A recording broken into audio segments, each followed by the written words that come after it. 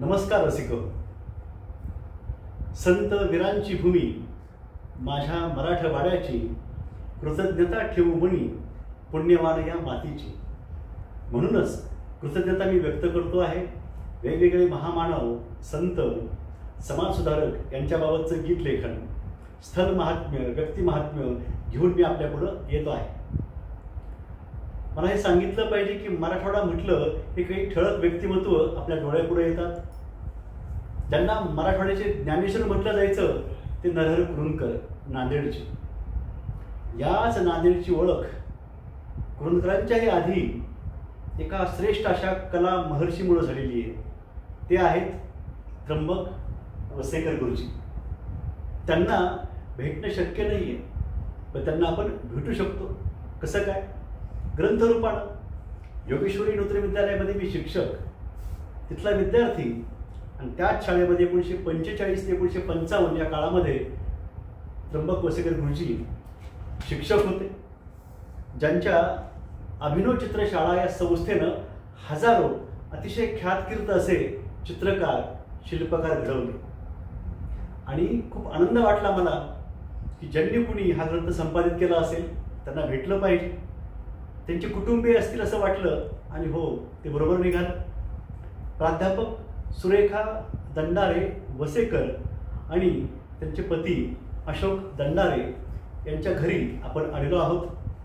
नमस्कार मॅडम. खूप धन्यता वाटते मला, कारण मला महामानवांच्याबद्दल प्रचंड आकर्षण आणि आदर आहे. महामानवांना कुठल्या बघता आलं नाही, पण बाबा आमटे यांना जवळ बघता आलं, मुलाखत घेता आली, कित्येकांना भेटता आलं. त्र्यंबक वसेकर गुरुजींना भेटलो ग्रंथरूपाने. पण त्यांचा जीवन प्रवास आपल्याला जाणून घ्यायचा आहे. त्यांच्याच सुकन्येमार्फत मी प्रथम आपल्याला असं विचारू इच्छितो मॅडम की वसेकर गुरुजी यांचं मूळ गाव मला वाटतं वसा आहे, बरोबर आहे? परभणी जिल्ह्यातलं जिंतूर तालुक्यातलं वसा. वसा, अच्छा. जन्मगाव पण आहे, ते जन्मही तिथलाच आहे, त्यांचा जन्म तिथलाच आहे. वशाचाच. आणि आडनाव ते कुलकर्णी होतं पूर्वी नाव त्यांचं. पांडे पण होतं का? पांडे पण होतं घरी. आडनाव कुलकर्णी होतं, पण त्यांनी स्वतः नंतर ते वसेकर असं करून घेतलं. आणि नंतर अनेक लोकांनी आपली नावं वसेकर अशी करून घेतली आहे. आणि वसेकर नावाला त्यांनी एक वेगळं वलय प्राप्त करून दिलं. बरं. सरांचा जन्म हा केव्हाचा आहे साधारणतः? 13 नोव्हेंबर 1918. अच्छा. गावीच झाला असेल? वर्षाला जन्म झाला. वर्षाला जन्म झाला. प्राथमिक शिक्षण त्यांचं? प्राथमिक शिक्षण वर्षाला झालं. माध्यमिक शिक्षण परभणीला झालं. अच्छा. परभणीच्या कोणत्या विद्यालयामध्ये? नूतन विद्यालय परभणी. आणि वर्षाचं सांगता येईल का त्याविषयी शाळा? वर्षाचं ती सरकारी शाळा होती कोणतीतरी, त्यावेळेसच्या शाळा. आणि ती शाळा मी आता हा ग्रंथ करत असताना आम्ही खास वर्षाला जाऊन भेट दिली. आणि त्यांचं जे आत्मचरित्र आहे कृतीतरंग, त्यामध्ये त्यांनी ज्या ज्या नोंदी केलेल्या आहेत, हा ग्रंथ तो आहे. वाचलंय मी. हे पद्मगंधा प्रकाशनानं प्रकाशित केलेलं पुस्तक आहे. तर त्यांनी ज्या ज्या स्थानांचा उल्लेख केला होता, जसं तुम्ही स्थल महात्म्य, व्यक्ती महात्म्य म्हणतात, तसं जवळजवळ 45 वर्षांनी वसा या गावी मी गेले. माझा चुलत भाऊ असतो विलास कुलकर्णी तिथे, आणि आमचं शेत पण आहे तिथे. तर आमचं एरवी कधी जाणं झालं नाही, फार पूर्वी लहानपणी गेलेलो होतो. आणि त्यावेळी तिथल्या सगळ्या त्यांनी सांगितलेल्या महत्त्वाच्या गोष्टी आम्ही पाहिल्या. त्यात ती शाळा पण पाहिली.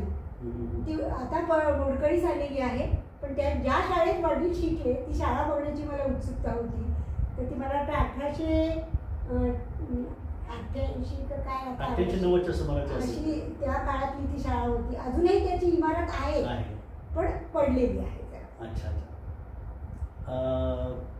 तुमच्या आई, त्यांचं माहेर? माझ्या आईचं माहेर सावंगी, परभणी जिल्ह्यातलं. त्यांचं आडनाव तिकडलं? त्यांचं आडनाव तिकडचं देशपांडे, सावंगीकर. सावंगीकर देशपांडे. अच्छा. त्यांच्यापैकी कोणी सावंगीकर लावतात, कोणी देशपांडे लावतात. आणि आईचं नाव आपल्या? माझ्या आईचं नाव हरणाबाई होतं माहेरचं, पण लग्नानंतर वडिलांनी इंदिरा नाव ठेवलं होतं. अच्छा. तर इंदिराबाई वसेकर. आणि वडिलांच्या संपूर्ण कार्यामध्ये आईचा सिंहाचा वाटा आहे. आईच्या सिंहाचा वाटा नसता तर कदापिही माझे वडील एवढं मोठं कार्य करू शकले नसते. हे स्वतः त्यांनी मी माझ्या संपादकीयमध्ये सुद्धा याचं अंतर्नाद आणि संपादकीयमध्ये याची नोंद घेतलेली आहे. वसेकर गुरुजी यांच्या आठवणी ज्या तुम्ही बालपणी अनुभवलेल्या आहेत त्या सांगाव्यात. मला माझे वडील जे आठवतात तर ते अतिशय शांत स्वभावाचे, प्रसिद्धी परांमुख, कलेसाठी जीवन समर्पित करणारे आणि ध्यास घेतलेले कला साक्षरता निर्माण व्हावी समाजामध्ये याचे ध्यास घेतलेले असे माझे वडील कुटुंबवत्सल होते. मला एक या ठिकाणी गोष्ट सांगावीशी वाटते की त्यांनी त्यांच्या आत्मचरित्रामध्ये, स्मृतितरंग या आत्मचरित्रामध्ये एका ठिकाणी असं लिहिलंय की मला चित्रकलेसाठी जीवन समर्पित करायचं आहे, चित्रशाळा समोर काढायची आहे, पण हे करत असताना अनंत अडचणी येतात आणि मला असं एकदा वाटून गेलं की आपण ब्रह्मचारी राहायला हवं होतं. आपण विवाह बंधनात अडकल्यामुळे आपल्या कार्यावर मर्यादा येतील. पण पुढे त्यांनी प्रामाणिकपणे मान्य केलं की माझ्या पत्नीने मला एवढी साथ दिली, अजन्म तिची साथ नसती तर मी हे कार्य करू शकलो नसतो. आणि असा विचार करणारा माणूस आमच्या बाबतीत मात्र तेवढा संवेदनशील होता. आम्हा मुलांना, आम्ही 5 भावंड, मला 2 भाऊ आणि आम्ही 3 बहिणी, आम्हाला घडवण्यामध्ये, आमचा संस्कार करण्यामध्ये त्यांना प्रत्यक्ष वेळ देऊ शकत नव्हतो असं त्यांना वाटत होतं. पण त्यांच्या व्यक्तिमत्वाचा एवढा प्रभाव आमच्यावरती होता की कळत नकळत आमच्यावर त्यांच्या व्यक्तिमत्वाचा प्रभाव पडत राहिला आणि त्यांच्या एक अंश म्हणून आपण आज समाजात वावरताना अतिशय अभिमान वाटतो मला. निश्चितच. वसेकर गुरुजी यांचं पुढचं शिक्षण कुठं झालं पुन्हा त्यानंतर? वसेकर गुरुजींचं त्यांनी काय केलं की 1937 मध्ये मला वाटतं सरकारी नूतन विद्यालयामध्ये परभणीला प्राथमिक शिक्षक म्हणून, हां, आणि त्यानंतर परत 1-2 वर्षांनी त्यांनी सरकारी नोकरी केली. दूधगाव, पालम अशा वेगवेगळ्या ठिकाणी त्यासाठी ते जॉबसाठी, नोकरीसाठी गेलेले होते. कुठल्या खात्यामध्ये? शिक्षण क्षेत्रात कला शिक्षक म्हणून, प्राथमिक शिक्षक म्हणून असंच त्यांनी काम केलेलं होतं. त्याबाबतचं त्यांचं शिक्षण कुठं झालं? हां, तर त्याचा एक वेगळा किस्सा आहे. ज्यावेळी त्यांची पोस्टिंग पालमला होती, परभणी जिल्ह्यातलं पालम या गावात जेव्हा पोस्टिंग होती तेव्हा तिथे चंद्रनाथ अंभोरे नावाचे गृहस्थ होते, सद्गृहस्थ. अंभोरे? हां, चंद्रकांत अंभोरे. तर माझ्या वडिलांच्या अंगी असलेला कलागुण बघून त्यांना नेहमी असं वाटायचं की या मुलांनी अजून शिकलं पाहिजे, चित्रकलेचं उच्च शिक्षण घेतलं पाहिजे.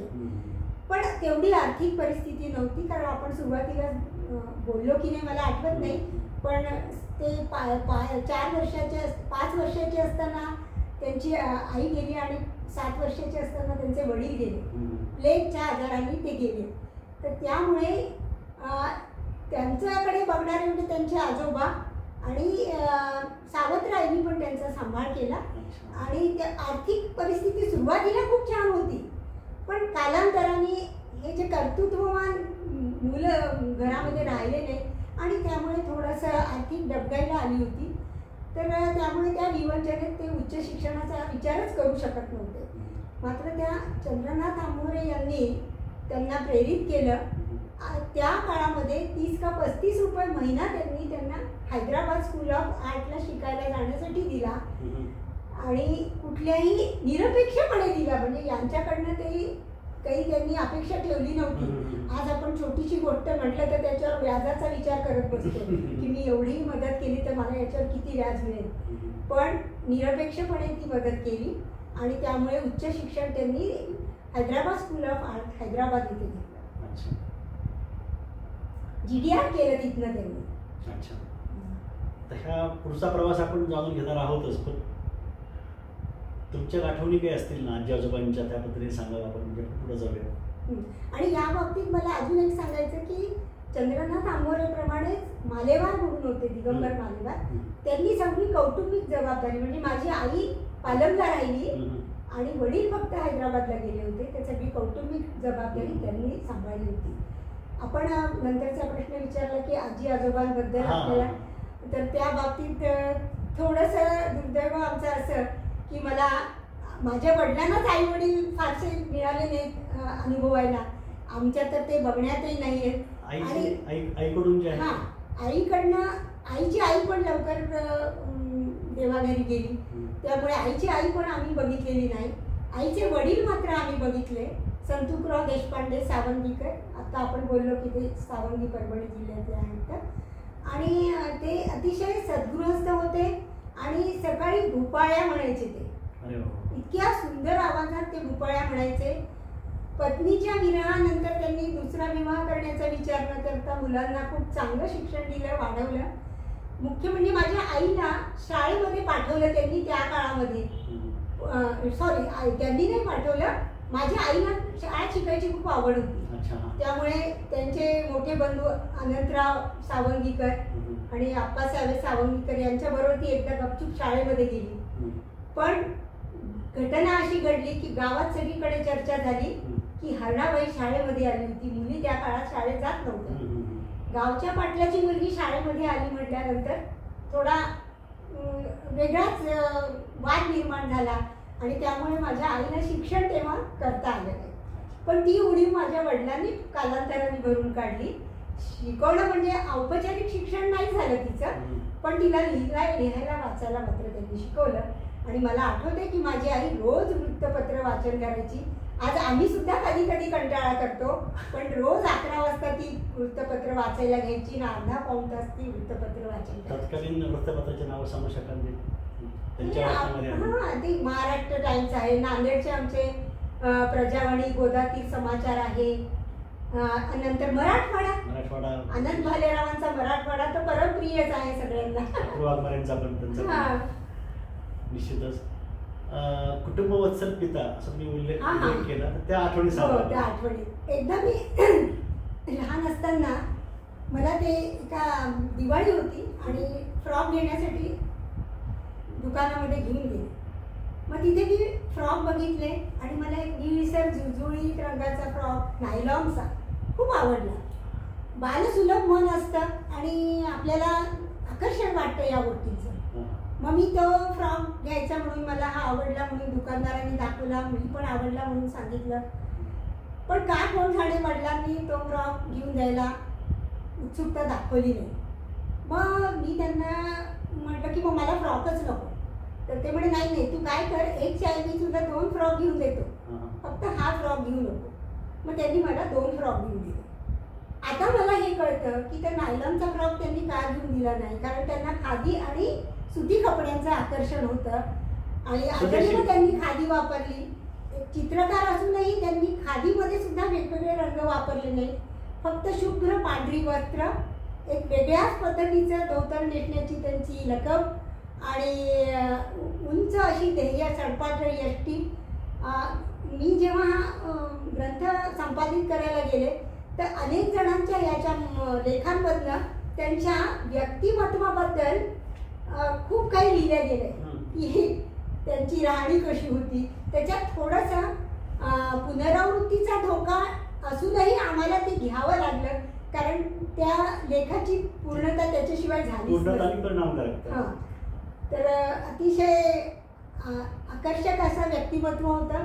आणि त्यांचे हात जे होते ते अजानुबाहू होते, गुडघ्याच्या खालपर्यंत उंच होते. आणि असे हात जनरली संत, महंत, योद्धा यांचेच असतात. आणखी आहे ज्यांचे विशाल भाळ आहे, ते सुद्धा महामानवाचं लक्षण असं म्हटलं जातं. साधारणतः त्या उंचीच व्यक्तिमत्व त्यांचं आहे. आणि दुसरी गोष्ट सांगायची, तुमच्या बहीण भावनाच्या आठवणी असतील ना, परिस्थिती तशी तुमची जेमतेमच असणार ना, आर्थिक परिस्थिती तशी. नंतर मग वडिलांनी चांगलं शिक्षण घेतलं, अभिनव चित्रशाळा सुरू केली. आता त्यांच्या अडचणी त्यांना खूप असतील, पण आम्हा मुलांपर्यंत ते कधी झळ लागू दिली नाही. आम्हा मुलांपर्यंत आर्थिक याची कधी आम्हाला झळ लागू दिली नाही. एकदा थोडीशी आर्थिक अडचण होती काहीतरी असं मला वाटलं, तर आपण पैसे जमा करत असतो ना, असं कोणी हातात पैसे घातले, कोणते आपले पाहुणे आले, तर मी असे ते जमा केलेले पैसे वडिलांना गपचूप नेऊन दिले. तर त्यांना खूप अभिमान वाटला माझा. आणि ते म्हणाले की अरे तुला कसं काय कळलं की काही अडचण आहे म्हणून. तर ते काही सांगायची गरज नसते. पण त्यांनी माझे काही पैसे घेतले नाहीत ते, पण आम्हाला अशी कधीच त्यांनी झळ पोचू दिली नाही. एक खाऊन पिऊन सुखी असं मध्यमवर्गीय आमचं कुटुंब होतं. आईबद्दलच्या आठवणी? आई माझी फार करारी आणि धाडसी होती. वडिलांनी स्वातंत्र्य सैनिकांच्या भूमिकेत काम केलं किंवा इतरही काही पत्रकं वाटण्याचे वगैरे कामं असतील, तर माझ्या आईने पत्रकं अंबाजोगाईमध्ये पत्रकं पण वाटलेली आहे. हैदराबाद मुक्ती संग्राम किंवा स्वातंत्र्य लढ्याच्या काळामध्ये.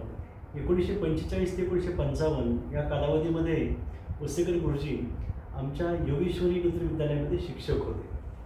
त्या काळामध्ये त्यांनी अतिशय महत्त्वाचं कार्य आमच्या विद्यालयामध्ये केलं. नेमकं असं काय घडलं की त्यांना अभिनव चित्रशाळा ही स्थापन करावीशी वाटली? बेथुजी गुरुजी योगेश्वरी शाळेचं व्यवस्थापन बघत होते. स्वामीजी पण तिथे होते. माझ्या वडिलांची खूप इच्छा होती की एक ललित कला केंद्र तिथे स्थापन करावं आणि त्याला एक चांगलं विकसित करावं. पण काही अडचणींमुळे किंवा संस्थेच्या मर्यादांमुळे असेल कदाचित ते शक्य होणार नाही असं त्यांना जेव्हा जाणवलं, तेव्हा त्यांनी अंबाजोगाई सोडून, कायमस्वरूपी नोकरी सोडून चित्रशाळा स्थापन करण्याचा मार्ग निवडण्याचं ठरवलं आणि त्यांनी मनोहर अंबा नगरीला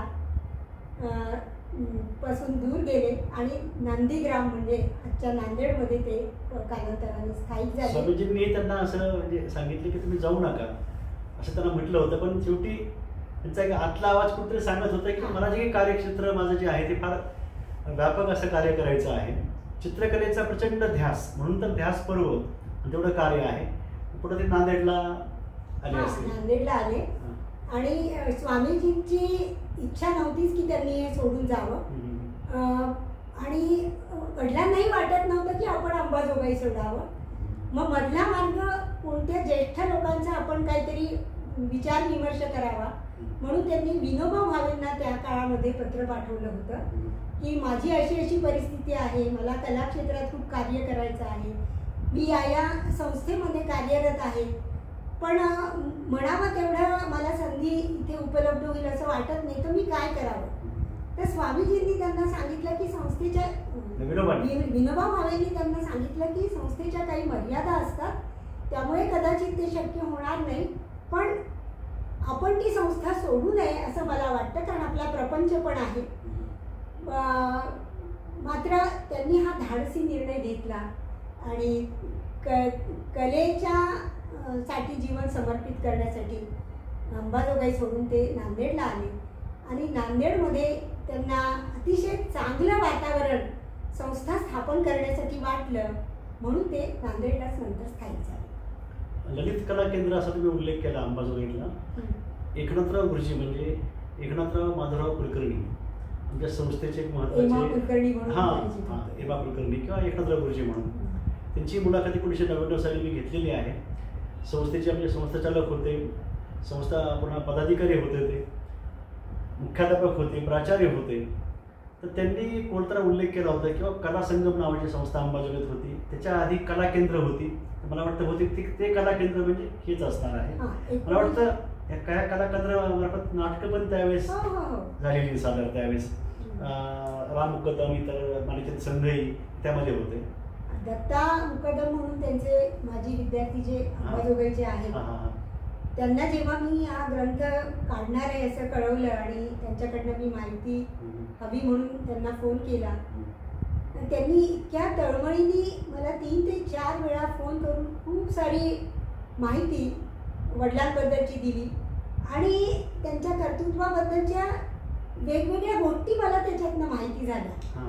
आणि ते सांगत होते की त्यांनी अनेक स्वागत गीतं तयार केली आणि ती मी बसवायचो, आम्ही ती गायचो.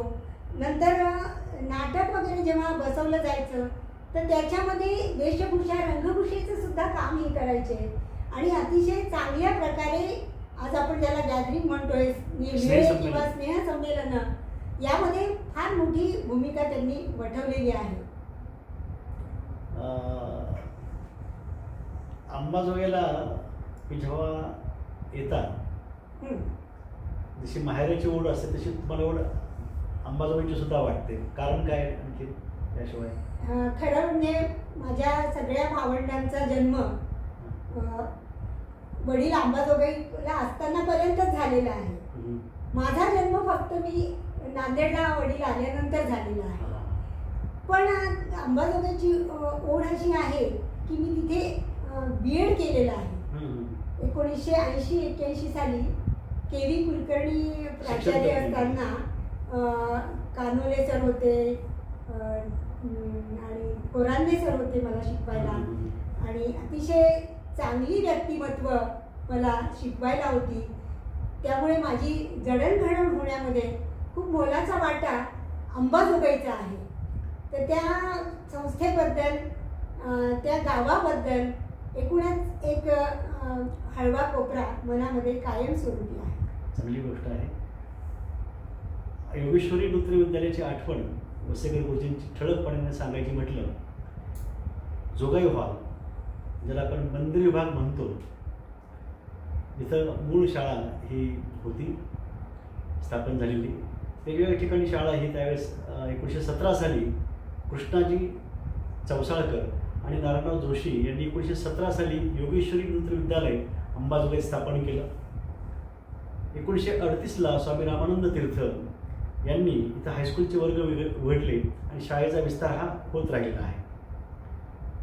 पुढच्या काळातल्या ठळक गोष्टी ज्या अशा आहेत की वसेकर गुरुजींनी 45 ते 55 या काळामध्ये तिथं नेमकं आणखी काय काय कार्य केलेलं आहे त्या ग्रंथामध्ये आपल्याला वाचायला मिळणार आहे.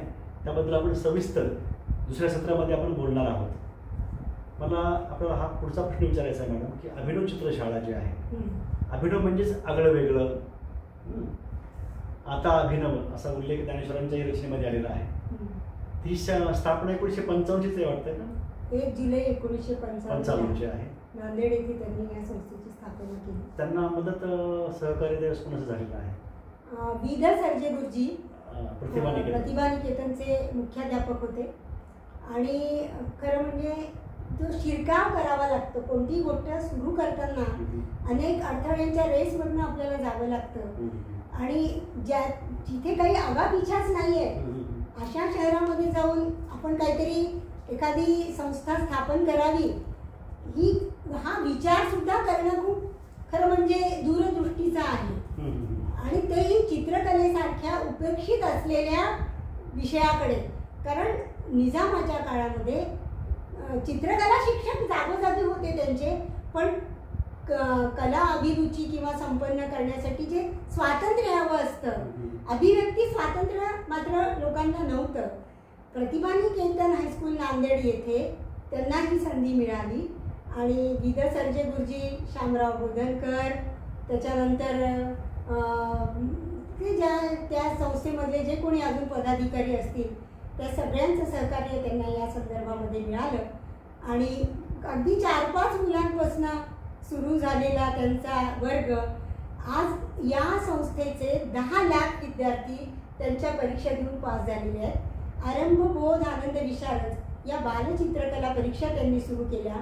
आणि मुलांना शाळेत घालणं सुद्धा अवघड असलेल्या काळामध्ये चित्रशाळेमध्ये मुलांना आकर्षित करण्याचं अजब कामगिरी या विचक्षण व्यक्तिमत्वाने केलेली आहे.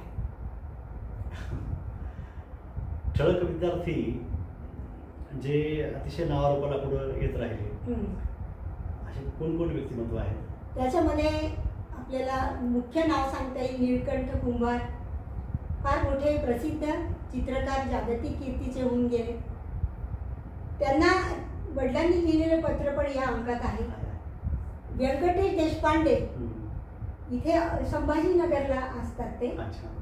तर 1949-50ला संभाजीनगरला म्हणजे औरंगाबादला चित्रशाळेची एक शाखा त्यांनी सुरू केली होती. तेव्हाचे ते विद्यार्थी आहेत. त्यांनाही त्यांनी पाठवलेलं पत्र याच्यामध्ये आहे. तर या ग्रंथामध्ये आपण त्यांचं समग्र जीवनच याच्यामध्ये आपण अनुभवू शकतो. इतकं म्हणजे सुरुवातीला पुस्तक आपण काढू शकतो की नाही असं मला वाटत होतं, कारण माझ्याजवळ काहीच उपलब्ध साधन सामुग्री नव्हती. नुसतं कल्पनेच्या जोरावर आपण हे करू शकू का असं वाटत होतं. पण जसं जसं आपण म्हणतो की प्रयत्न वाळूचे कण रगडता तेलही गळे, तर पुस्तक काढण्याचा विचार करता करता तो एक ग्रंथच तयार झालेला आहे. आणि तो ग्रंथ म्हणजे एक स्मृती ग्रंथ किंवा गौरव ग्रंथ असं स्वरूप मला त्याचं नको होतं.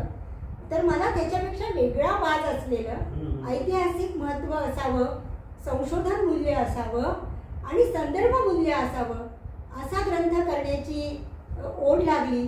आणि त्यामधनं हे जे नवनीत निघालंय ते घुसळून काढलंय असा जो प्रयत्न केला आहे आणि त्याला रसिक वाचकांची दाद मिळणं हे सगळ्यात महत्त्वाचं असतं. आणि आज मुलाखत घेण्यासाठी कमलाकर राऊत सर स्वतः मला फोन करून जेव्हा संपर्क करून आले तर मला खूप त्याचा आनंदही वाटला. आणि असे रसिक वाचकच हा ग्रंथ वाचू शकणार आहेत हे मला लक्षात आलं की ज्याला खरंच कलेची आस्था आहे, साहित्याची आस्था आहे, स्वातंत्र्य संग्रामाचं मूल्य जाणून घ्यायचं आहे, सामाजिक त्या काळातली मराठवाड्यातली सामाजिक व्यवस्था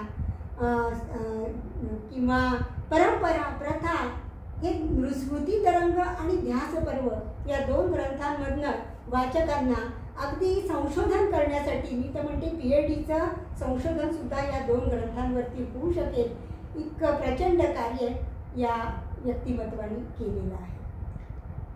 योगेश्वरी नृत्य विद्यालयामध्ये मी उल्लेख केला मला, अतिशय सुंदर अशा हस्ताक्षरामध्ये मॅडमनी शाळेप्रती कृतज्ञता व्यक्त करून आमच्या शाळेला त्यांनी तो ग्रंथ भेट दिला, तो वाचला. आता मी तो ग्रंथ माझ्याकडे नाही आहे, आताच बघतो मी. पण प्रति डॉक्टर कमलाकर राऊत यांना अभिप्रायार्थ सस्नेह, प्राध्यापिका सुरेखा दंडारे वसेकर, अशोक दंडारे, हा ग्रंथ आपण बघत आहात. एका मुलीनं कुटुंबियांनी आपल्या वडिलांप्रती कृतज्ञता कशी व्यक्त करावी, एखाद्या रसिकानं श्रेष्ठ अशा कलावंताबद्दल कृतज्ञता कशी व्यक्त करावी, संपादित ग्रंथ नव्या स्वरूपामध्ये, अभिनव स्वरूपामध्ये कसा साकार करावा, याचं उत्तम असं उदाहरण किंवा आदर्श असा वस्तुपाठ म्हणजे हा ग्रंथ आहे. याबद्दल सविस्तर आपण पुढच्या सत्रामध्ये बोलणार आहोतच. आपण अभिनव चित्रशाळा यामध्ये सध्या आपण आहोत आणि आपला हा पूर्ण असा फेरफटका सध्या या चित्रशाळेमध्ये सुरू आहे. अतिशय देखण्या अशा कलाकृती मला दिसत आहेत, वेगवेगळी व्यक्तिमत्व उत्तुंग मला दिसत आहेत. त्यातच एक नाव आहे जे अंबाजोगाईचे त्र्यंबक पोखरकर. त्यांचा मी मनस्वी चाहता आहे. त्यांचा लेख ह्याच्यामध्ये आहे की गव्हाच्या काड्यापासून, तांदळाच्या काड्यापासून त्याला विशिष्ट प्रमाणात त्याची ती भाजणी करून त्याला वेगवेगळे रंगछटा देऊन कोलाजच्या माध्यमातून असं म्हणता येईल त्याला सृष्टी त्यांनी साकार केलेली आहे सरांनी. ते त्र्यंबक पोखरकर जे घडले ते या अभिनव चित्रशाळेमध्ये जागतिक स्तरावर त्यांच्या कार्याची नोंद झालेली आहे. अशी बरीच व्यक्तिमत्व आहेत. आणखी तुम्हाला काही आठवली तर तुम्ही नंतर सांगावेत पुन्हा. आला हजरत निजामाची पोर्ट्रेट्स लावले पाहिजेत असं 1937ला फरमान निघालं आणि सगळ्या कार्यालयांमधनं शाळांमधनं त्यांचे पोर्ट्रेट लावले गेले. निजामाचे उस्मानाबाईचे. आला हजरत निजाम असं मला उल्लेख वाचलेला आहे. पण ते 7वा निजाम जो आहे उस्मानाबाई तेच असते, त्यांना ते विशेषण लावलेलं असेल ते. तर माझ्या वडिलांना ते बघून खूप संताप व्हायचा. तर त्यांनी काय केलं की ते म्हणाले की तुळशीमध्ये भांग कशाला पाहिजे, इतकं पवित्र आपलं शिक्षण क्षेत्र आहे, संस्था आहे, तर तुळशीमध्ये भांगाचं पीक कशाला घ्यायचं. स्वामीजींच्या मागे लागून त्यांनी एकदा ते थोडेसे निवांत असताना त्यांचा फोटो काढून घेतला आणि त्याच्यावरनं त्यांचं पोर्ट्रेट तयार केलं आणि ते योगेश्वरी नूतन विद्यालयामध्ये विराजमान झालेलं आहे. म्हणजे त्याची अशी स्टोरी येते म्हणजे स्वामीजींना वेळ नसायचा असं बसून पोर्ट्रेट काढू, इतका वेळ त्यांच्याकडे नव्हता. म्हणून त्यांनी असा प्रयत्न केला की पोर्ट्रेट तर काढायचंच आहे, मग त्यांचा फोटो काढून त्याचं पोर्ट्रेट काढलं. आणि गांधीजींच्या फोटोबद्दल जे आपण बोललोय तर त्याला पण फार वेगळा इतिहास आहे. की त्यांनी म्हणजे जेव्हा ठरलं की गांधीजींचा आपल्याला फोटो लावायचा, काहीतरी कार्यक्रम होता आणि 4-5 दिवसामध्येच तो फोटो पोर्ट्रेट तयार करायचं होतं. तर त्यांनी 2 म्हणजे हैदराबादहून रंग किंवा कापड कॅनव्हास आणणं शक्य नव्हतं. तर तिथेच अंबाजोगाईमध्येच खादी भांडारमधनं त्यांनी 2 वार म्हणायचे तेव्हा मीटरच्या ऐवजी 2 वार खादीचं कापड आणलं आणि त्याला काय घोटलं, पावडर घोटलं आणि रंग पण स्वतः तयार केले. आणि कुरुंकर नावाचे सायन्सचे शिक्षक होते, माया कुरुंकर. तर त्यांना सांगितलं की 3-4 दिवस हा तुमची प्रयोगशाळा बंद ठेवायची, मी हे पोर्ट्रेट काढणार आहे आणि तोपर्यंत कोणीही मला डिस्टर्ब करायचं नाही आणि काहीही विचारायचं नाही. आणि 4-5 दिवसांनी हसऱ्या मुद्रितलं हे ते चित्र आहे. याबद्दल सांगायचं म्हणजे मागे इथं गौतम बुद्ध दिसत आहेत आणि त्याच्या मागे राजा हरिश्चंद्र बहुतेक सत्यवादी कृष्ण आहे का? नाही, राजा हरिश्चंद्र बहुतेक आहेत ते. म्हणजे गांधीजी सत्यवादी आहेत ना, त्यानुसार चित्र काढलेले. आपण अंबाजोगाईला जोगे हॉलमध्ये जी मंदिर विभागाची शाळा आहे, गुजरी शाळा आहे, तिथं 1950 साली काढलेलं चित्र हे आहे आणि तोड नाहीये. स्वामीजींचं चित्र तरी काढलेलं आहे. हे पुन्हा आपण बघणार आहोत सगळं सविस्तर. हे स्वामीजी गांधीजी दिसत आहेत. पुन्हा हे बी रघुनाथ चित्रच उपलब्ध नव्हतं, ते सरांनी काढलं. आणि बी रघुनाथ हॉलमध्ये ते अजूनही आहे परभणीला. आणि इतर लोकांनी हे चित्र पाहून पोर्ट्रेट काढलेले. म्हणजे हे चित्र आहे म्हणून बी रघुनाथांचं व्यक्तिमत्व आज आपल्याला प्रत्यक्ष असं चित्राच्या माध्यमातून बघायला मिळतं. अभिनय क्षेत्र शाळेला वेगवेगळ्या क्षेत्रातील मान्यवर व्यक्तींनी भेटी दिलेल्या आहेत. राजकीय क्षेत्रातील व्यक्ती वाटतं म्हणजे पदावर असलेली माणसं सुद्धा आलेली आहेत. काय सांगाल कोण ठळक? खूप याच्यामध्ये तर मी एक मोठी यादी दिली आहे. त्यांच्या अभिप्राय पण याच्यामध्ये आहे. अगदी शंकराचार्यांपासून सगळे लोक आलेले आहेत. याच्यामध्ये विशेष मला जो अभिप्राय आवडला तो मंगेश पाडगावकरांचा. इतका सुंदर अभिप्राय त्यांनी कलेच्या संदर्भामध्ये वडिलांच्या कार्याच्या बद्दल दिला की त्यांनी म्हटलं की मुलं चित्र काढतात पण चित्रामध्ये प्राण ओतून कसं चित्र काढायचं, ते साचेबद्ध चित्र काढली जातात पण वसेकरांनी त्याच्यात मुलांना प्राण ओतायला शिकवलं अशा आशयाचं आहे. अगदी शब्दशः मला सांगता नाही. अभिनय चित्रशाळा फक्त चित्रकार कलावंत हीच त्यांची ओळख नाही आहे सरांची. त्यांची विशेष आणखी ओळख आहे ते म्हणजे फार मोठे सर साहित्यिक आहेत, त्याचबरोबर स्वातंत्र्य सैनिक आहेत. आता स्वातंत्र्य सैनिक म्हणून त्यांनी कार्य केलेलं आहेच आहे. वेगवेगळ्या अधिवेशनामध्ये स्वामीजींनी बाबासाहेब परांजपे त्यांच्या काही विशिष्ट जबाबदाऱ्या दिल्या होत्या, त्याबद्दल काय सांगाल आपण? 1945 आणि 46ला सेलू आणि लातूरच्या अधिवेशनामध्ये वडिलांनी कलेच्या माध्यमातून जनजागृती करण्याचा प्रयत्न केला आणि हे काम गोविंदभाई श्रॉफ, स्वामीजी, बाबासाहेब परांजपे अशा दिग्गज स्वातंत्र्य सैनिकांनी त्यांच्यावर सोपवलं होतं. प्रसिद्धी विभागही त्यांनी त्यावेळी सांभाळला होता त्याचा. आणि लेवी हा जो निजामाचा एक कर होता तर त्याच्या अनुषंगाने मोठी मोठी चित्र त्यांनी त्या अधिवेशनामध्ये काढून लावली होती आणि लोकांमध्ये इंग्रज सरकारच्या विषयी एक लढा देण्याची वृत्ती निर्माण करण्याचा प्रयत्न केला होता. याचा वेगळाच परिणाम मात्र त्यांना भोगावा लागला. ज्यावेळी अधिवेशन संपवून ते गावाकडे आले वशाला तेव्हा त्यांचे मोठे भाऊ नानासाहेब वसेकर, तर त्यांना नानासाहेब आपण बाप्पा म्हणायचो आम्ही आमच्या काकांना, पण नानासाहेब वसेकर तर तिथे त्या काळातले पोलीस गेले होते. आता त्यांना काय म्हणायचे ते मला आठवत नाही आहे. आणि त्यांनी विचारलं की हा तिरिंबक कौन है तुम्हारा, नानासाहेबांना, कारण ते पांडे पण होतं ना गावचं त्यांच्याकडे. ते म्हणे माझा छोटा बंधू आहे म्हणे. तर म्हणे उसको बुलाव, है क्या घर में.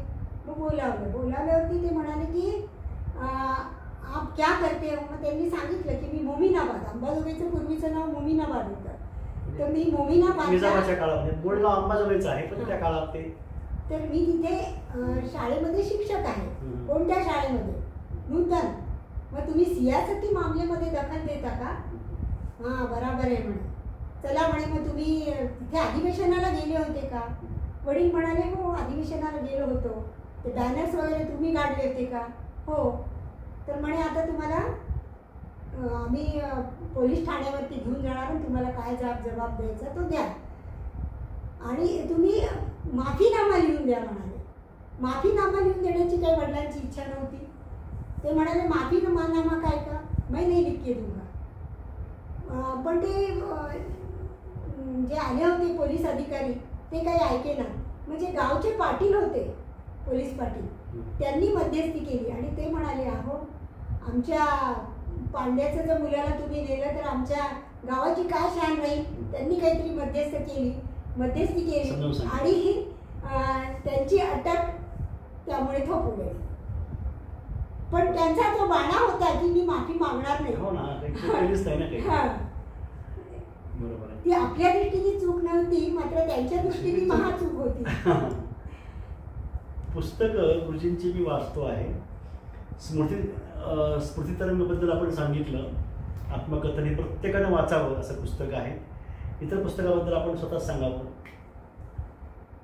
हे कलोपासक नावाचं पुस्तक त्यांनी जे तयार केलं त्यामागे मुख्य उद्देश होता की कलाकारांच्या कार्याचा परिचय सर्वसामान्यापर्यंत, कलारसिकांपर्यंत, आस्वादकांपर्यंत जायला हवा. तर त्यामुळे मनोहर अंकामध्ये याच्यामध्ये दिलेले त्यांनी मला वाटतं 1951 ते 55 या काळात बहुतेक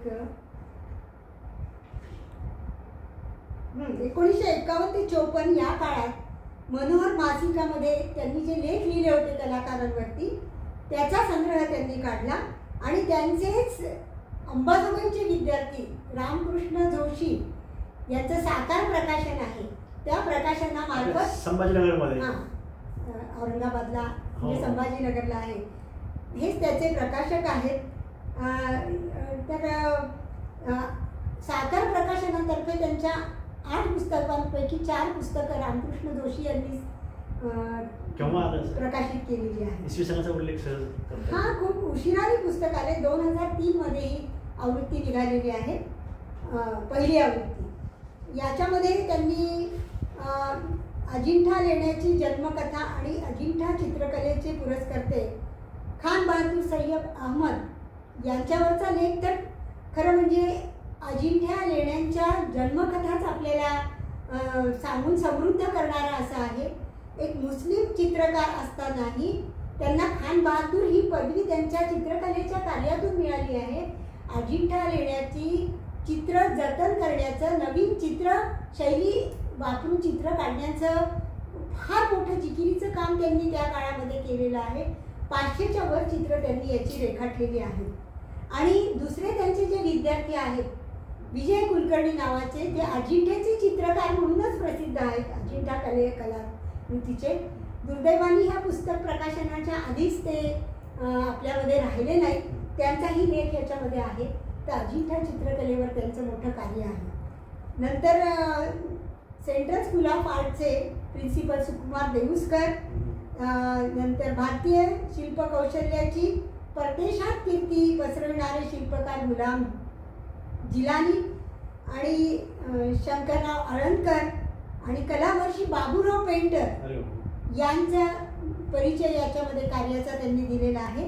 आणि गुरुदत्त शर्मा या एका अफलातून कलाकाराचं याच्यामध्ये नोंद घेतली गेली आहे. आणि ते राजस्थानचे होते, पण ते कुठेही जगभर चित्र काढण्यासाठी प्रवास करायचे. आर्थिकदृष्ट्या खायला प्यायला सुद्धा त्यांना नसायचं. काही वर्ष वडिलांनी त्यांना आमच्या घरी ठेवून घेतलं होतं आणि वेगवेगळी ठिकाणं त्यांना सांगितली होती की हे चित्र काढा, ते चित्र. इथे औरंगाबादला जेव्हा वडिलांनी चित्रशाळा सुरू केली होती तेव्हा इथल्या एका मला वाटतं मकबऱ्याच्या तिथे किंवा कुठेतरी त्यांनी हा चित्रकार शोधून काढला होता आणि त्याला जेवढी करता येईल तेवढी त्यांनी मदत केली होती. अभिनव चित्रशाळा नांदेडमध्ये सुरू केली होती, त्याची शाखा इथे केली होती सुरू आपल्याकडे. हां, 59-60 ला इथे सुरू केली होती, एकच वर्ष होती. अच्छा.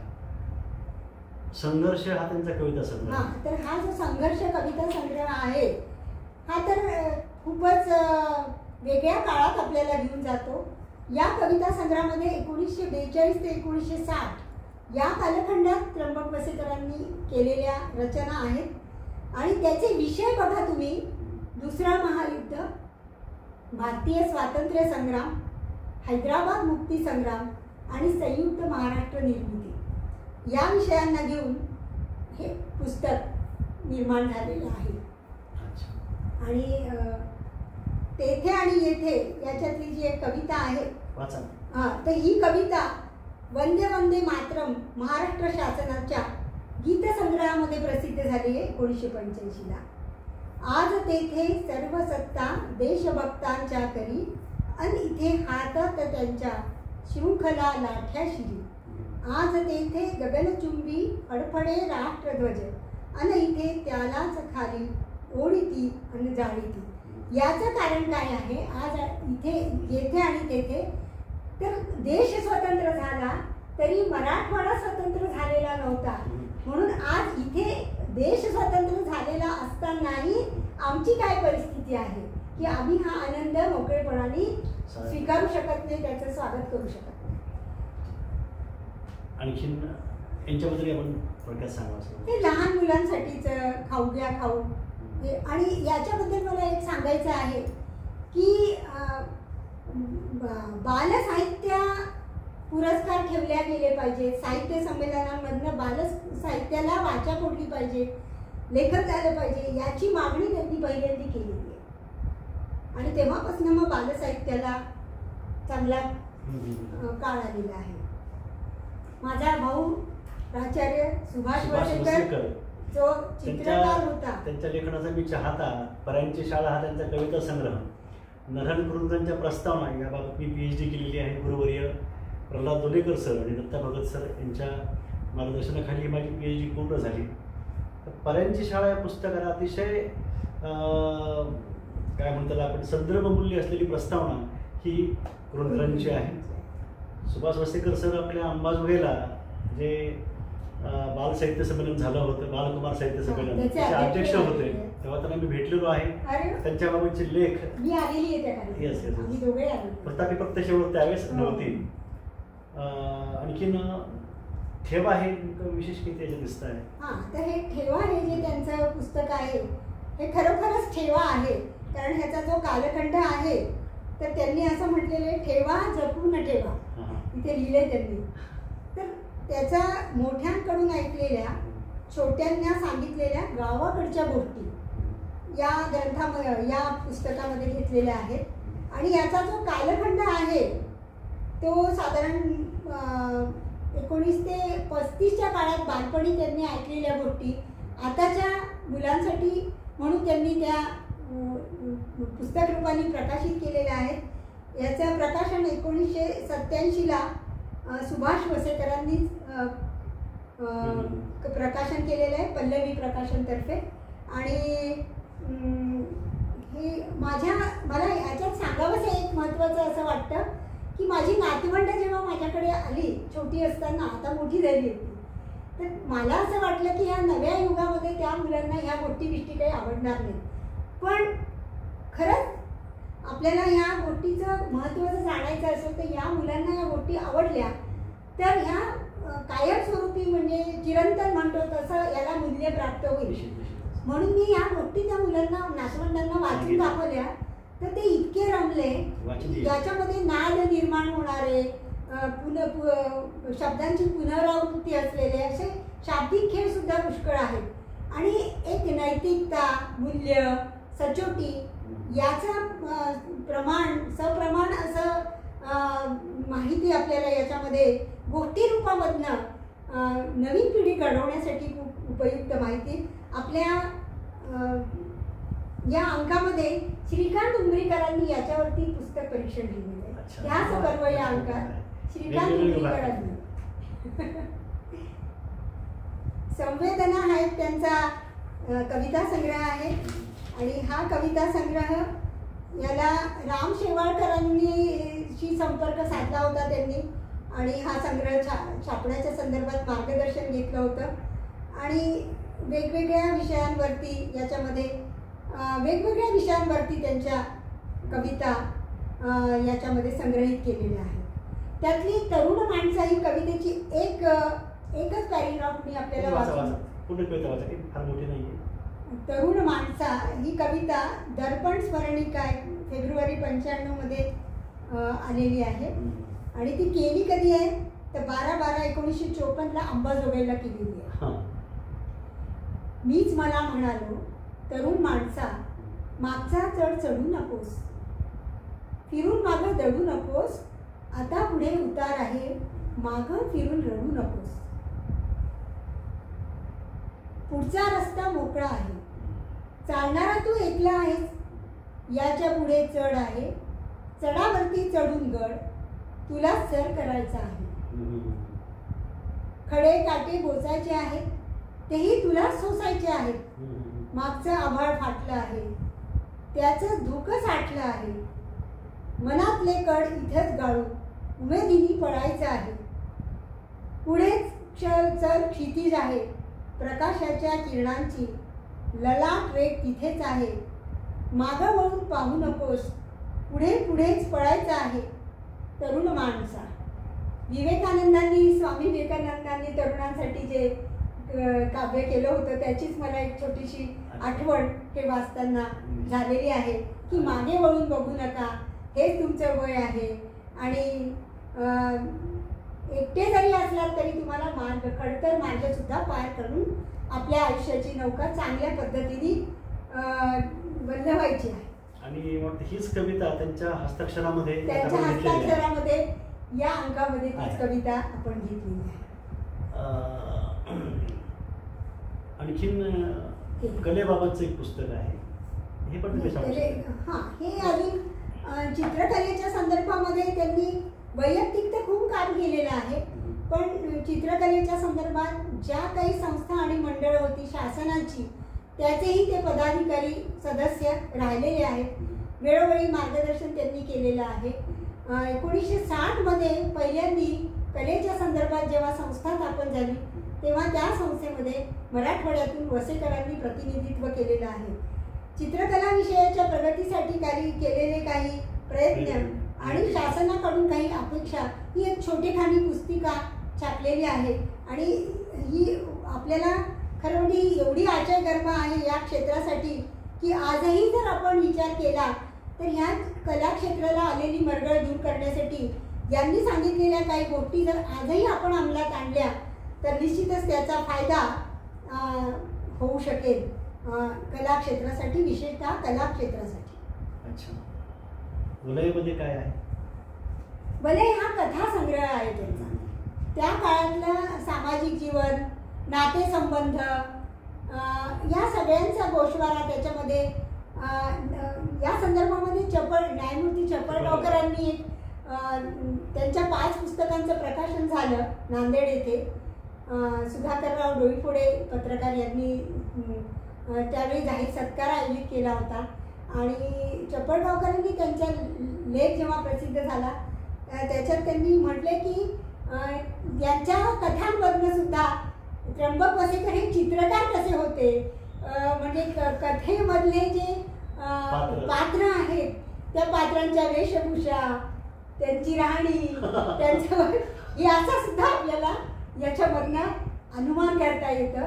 आणि त्या काळामध्ये काय वस्तुस्थिती होती, घरांची रचना कशी होती, नातेसंबंध कसे होते, कपड्यांची, केसांची रचना, म्हणजे एकूणच चित्रकारांनी लिहिलेलं.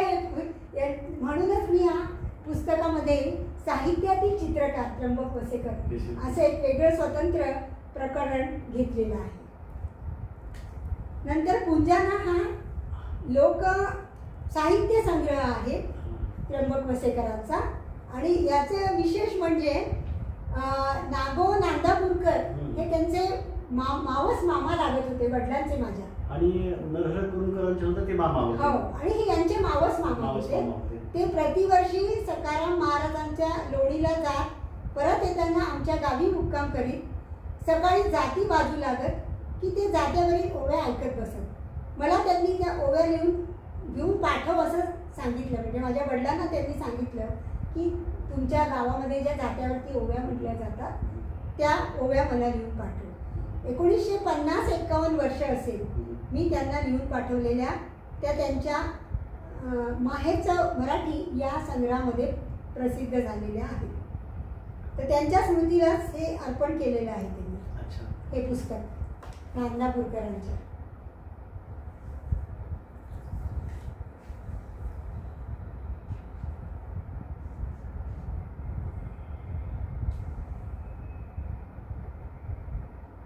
त्यांचेच विद्यार्थी व्यंकटेश देशपांडे यांनी हे मुखपृष्ठ बनवलेले आहे.